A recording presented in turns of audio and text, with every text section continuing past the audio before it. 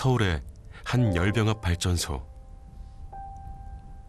언뜻 보면 평범한 발전소 시설 같지만 뜻밖의 이 굴뚝 꼭대기엔 두 사람이 살고 있습니다. 2006년 한 제조업체에서 해고된 후 해고 무효와 노조활동 보장을 요구하고 있는 해고자들. 이들은 372일째 고공 농성 중입니다.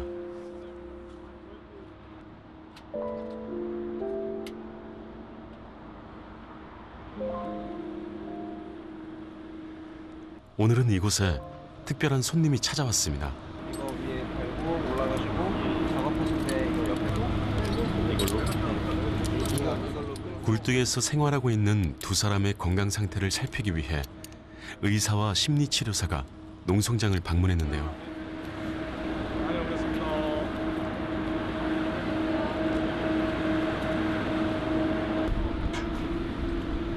총 75m 높이. 일단 계단을 통해 올라간 후 어느 정도 높이에 도달하면 사다리를 탈 수밖에 없는데요. 보호장비 없이는 쉽게 오를 수조차 없는 굴뚝.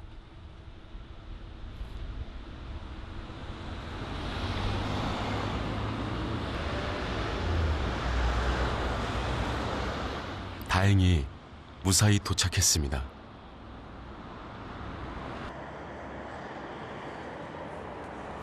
아파트 25층에 해당하는 높이. 이곳에서 달랑 천막 하나만 쳐놓은 채 1년 넘게 살고 있는 이들. 그러지 않아요. 다 살게 돼 있어, 사람은. 사람은 다 적응한다. 괜찮다고들 하지만 지상에서 하루 2번 공급되는 음식으로 1년 이상 염려해온 상태.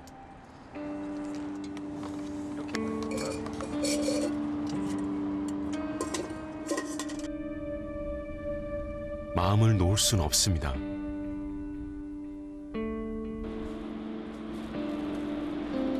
굴뚝 농성은 2015년에 이어 이번이 2번째입니다. 첫 번째 농성으로 해고 무효와 노조활동 보장을 약속받았지만 약속이 이행되지 않아 다시 농성을 시작했죠.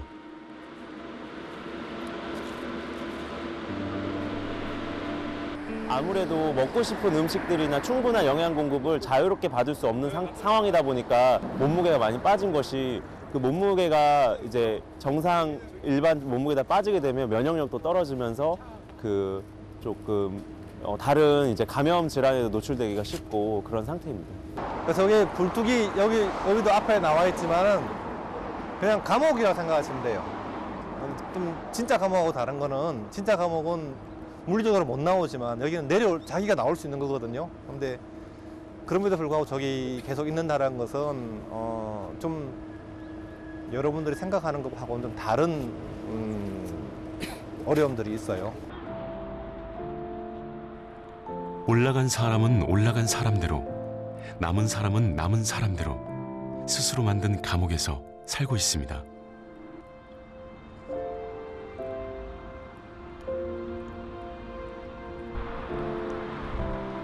하루 2번 굴뚝 위로 식사를 올리며 복직 투쟁을 벌이고 있는 차강호 씨.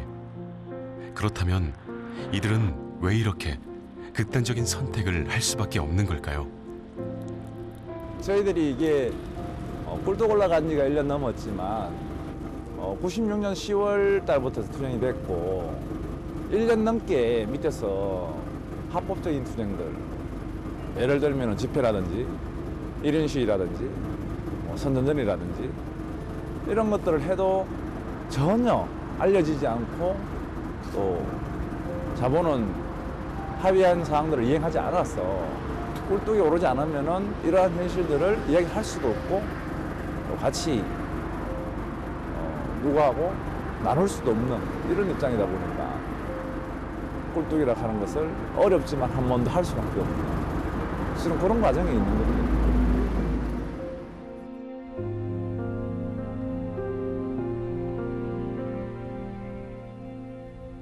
나 같으면 그냥 취직하면 될 것 같은데 왜 그렇게 투쟁하고 거리에서 10년을 싸워요? 왜 그래요?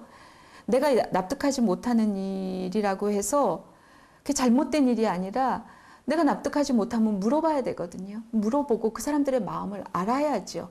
알면 물어봐서 들으면 아 그래서 그런 거구나. 조금 더 이해할 수 있고 이해한 만큼 그들의 고통에 공감할 수 있고 동참할 수 있고 그래서 누군가가 억울하고 누군가가 지금 굉장히 힘든 상황에 고통 속에 처해 있을 때 그냥 재단하지 않고 물어봐주고 물어보고 알려고 하고 아는 만큼 공감할 수 있는 그런 이웃들이 존재하는 거 이런 것이 저는 심리적 사회 안전망이라고 생각하고요.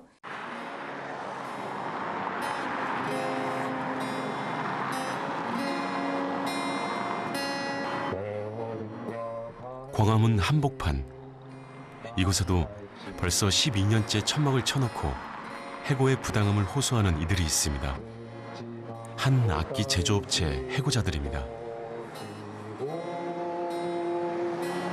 이들뿐 아니라 고용정보원 통계에 따르면 2014년부터 2016년까지 매년 82만여 명이 경영상의 문제로 인해 해고에 직면했다고 합니다. 과연 언제까지 해고가 노동자들만의 고통으로 남아야 할까요? 이 노동자들이나 또는 뭐 여러 가지 기반 시설이 있었기 때문에 회사가 돈을 벌고 돈 벌 때는 잘 됐던 거거든요.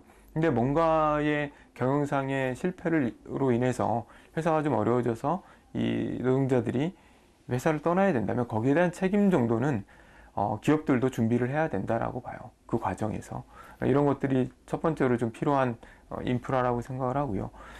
두 번째는 이제 국가나 정부의 역할인데 지금까지는 거의 역할이 없지 않았나라는 생각이 듭니다. 그러니까 아까 그 실업급여를 제공하는 정도로 인해서 아주 그 시급하게 생계에 어려움이 생기는 것을 잠시 막는 그런 수준의 국가 역할을 하고 있는데 저희들이 봤을 때는 그거보다는 국가 역할이 좀 더 확대돼야 된다라고 보고 있습니다.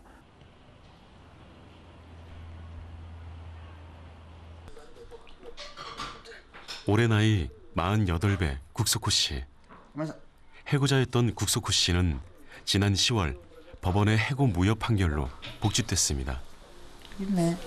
여기 있네. 앉아. 자동차 부품 회사에 다니는 국소코 씨는 노동 환경 개선을 요구하면서 회사와 마찰을 빚은 후 지난 2011년 해고됐습니다. 당시 함께 노조 활동을 하던 27명이 모두 해고됐죠. 근데 수아빠는 그 저기 복직 저거 되면 옛날에 했던 그 자리로 가는 거야? 그 옛날에 우리가 일하던 자리가 없어졌어. 아 그거 왜? 새로운 설비들이 들어온 거야. 그래서 이제 그거하고 비슷한 기계 그걸로 가는 거지. 그러면은 비슷해 작업은 비슷한 거야 그럼? 작업은? 응, 작업은 비슷하지. 해고자 생활은 그의 삶을 바꿔놓았습니다. 그 사람들만 감정. 주위 사람들하고 만나지도 않았고요. 심지어는 친구들하고도 만나지도 않았고, 어떻게 보면 이제 바깥에 나가는 것조차도 싫었고, 이제 혼자만에 있는 시간이 제일 편했어요. 혼자서 집에서 아침부터 뭐 하루 이제 저한테 시간이 주어진다면 아침부터 저녁 때까지 그냥 집에서 혼자 뭐 누워 있던가 TV를 보던가 이제 혼자만의 시간을 고립된 저거였죠. 괜히 바깥에 나가서 남들이 바라보는 시선, 누구누구는 누구 아빠는 이래, 누구누구 신랑은 이래, 이런 소리도 듣기 싫었고, 그래서 이제 혼자만에 있는 시간을 많이 가지게 됐죠. 되게 유쾌했었어요. 예전에는 되게 유쾌하고 재밌고 사람들하고 이렇게 대화하는 것도 엄청 유머스러운 사람이에요. 엄청 되게 저도 그래서 그 모습에 반해서 같이 이렇게 살림 같이 하고 이렇게 애도 낳고 이렇게 같이 살았는데 해고가 되고 나서는 정말 각자 따로따로 혼자 있는 시간이 너무 많았어요. 그리고 정말 둘이서 어디를 간다 그러면 둘이서 산을 많이 다녔고. 늘 밝고 유쾌했던 사람.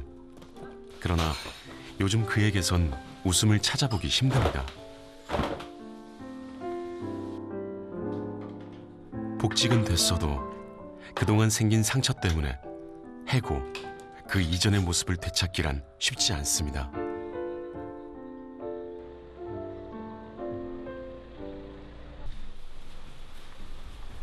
국소코 씨가 어머니 집을 찾았습니다. 좋았어요. 형 식사하셨어? 아니 안 했어? 엄마 나왔어. 감기 걸린 거 아니야? 어저께까지 괜찮더만 왜 그래 또?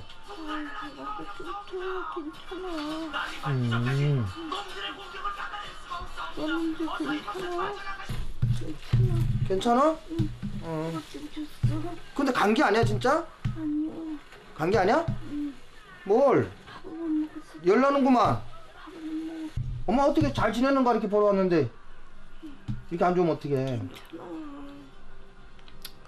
또 이제는 뭐 그럴 때도 있고 상할 때도 있고 그렇지. 오늘 시간이 좀 나서 어머니가 저기 먼저 갔다 누운 왔어? 건 신상공원. 막내 아들이 세상을 떠나면서부터입니다. 우리 강만 있으면 엄마는 괜찮은데 누가 와도 문을 열지 않아.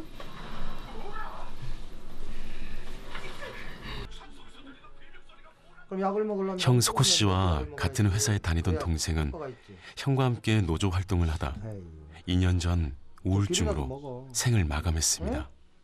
챙겨 먹어야 돼 뭐든지. 밥이면 뭐 어떡하냐. 엄마 내가 돈 벌어서 대학병원에 가서 엄마 다리 고쳐줄게. 그리고 간 녀석인데 저도 올 때는 갔을 거예요. 제 엄마를 이렇게 눕혀놓고.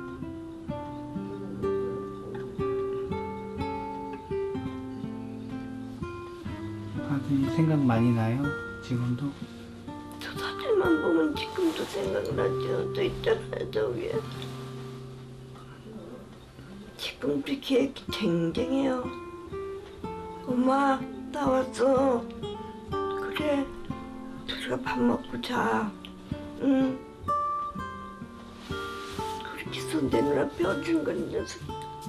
그렇게 갈 줄 누가 알았어요? 누가 그렇게 갈 줄 알았어요? 깜짝이야 좀 한 번 못 보고.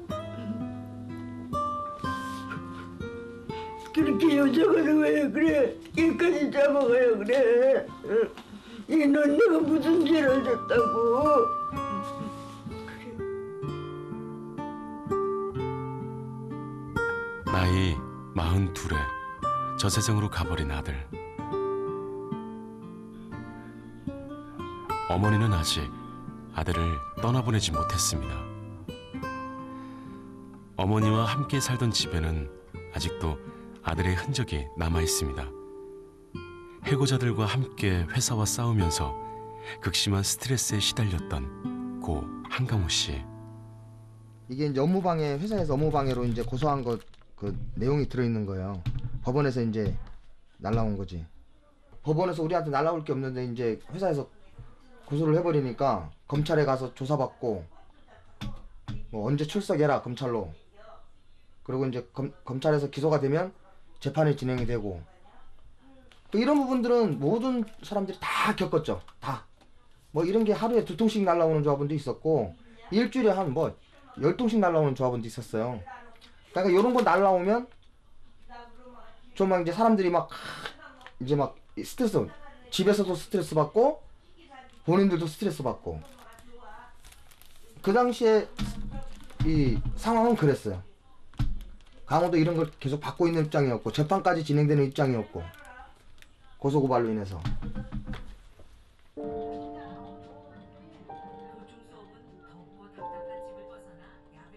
고관절이 좋지 않아 수술을 받았던 어머니. 수술이 잘 됐음에도 불구하고 아들의 죽음 이후 어머니는 단 한 번도 일어서지 못했습니다.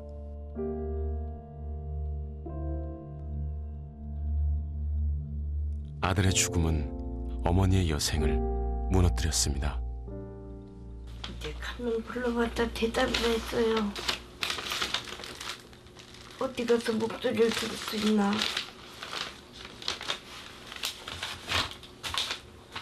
가는 세월 누가 막으며 오는 백발 누가 막나.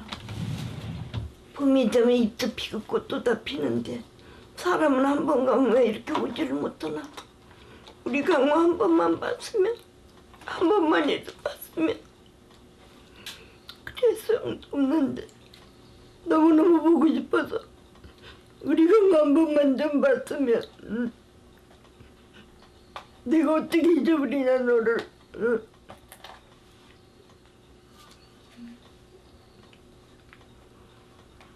다 소용없는 짓이죠 이제. 내가 죽어서 저승에 나가면 우리 강호가 있을까? 가는 세월 그 누구가 잡을 수가 있나요? 오는 백발 그 누가 막을 수가 있나요? 산천초목 다 푸르고 꽃도 피고 새도 오는데 우리 인생 한 번 가면 다시는 못 오네요.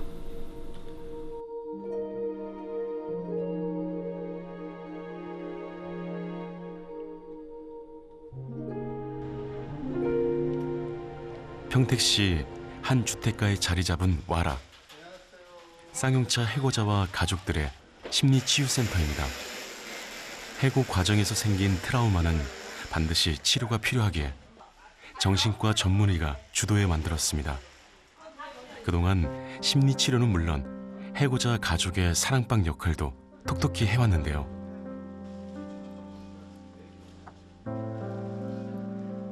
이곳에서 치료를 받으며 서로의 아픔을 공감했기에 그 힘든 시간을 견딜 수 있었다는 가족들. 해고자 전원 복직이 결정된 요즘 과연 어떤 마음일까요? 일단 해고자들이 남은 사람 한 명 없이 다 복직이 되는 게 그 모습을 이제 그때는 아마 기쁠 것 같아요. 다 들어갔을 때는 아마 그때는 좀 기쁜 마음이 100% 들지 않을까 싶기는 한데 다 됐으면 좋겠고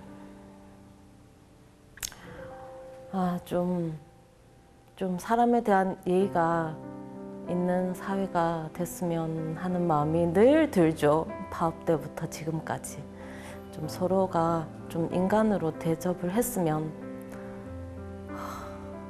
나도 사람인데 나랑 같이 적이라는 적의 입장에 서 있는 저 사람도 사람이고 다 같은 존재들인데 그런 좀 예의를 갖추고 살았으면 함부로 대하지 않았으면 이런 마음이 많이 듭니다.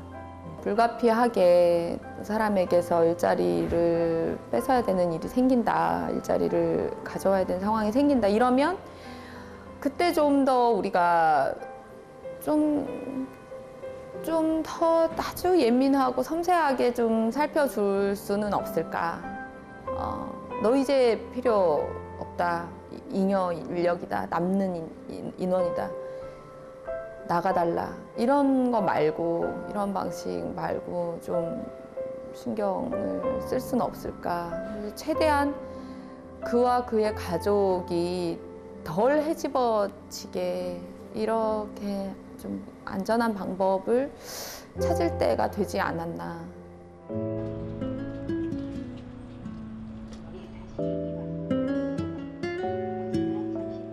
해고는 단순히 일자리를 잃는 문제가 아닙니다. 한 사람과 한 가족의 삶이 송두리째 흔들리는 사건이죠. 요즘처럼 일자리가 불안정한 시대, 해고로부터 자유로운 이들이 과연 얼마나 있을까요? 이제 우리 모두가 해고에 대해 고민하고 또 해고자들의 상처를 보듬어야 하지 않을까요?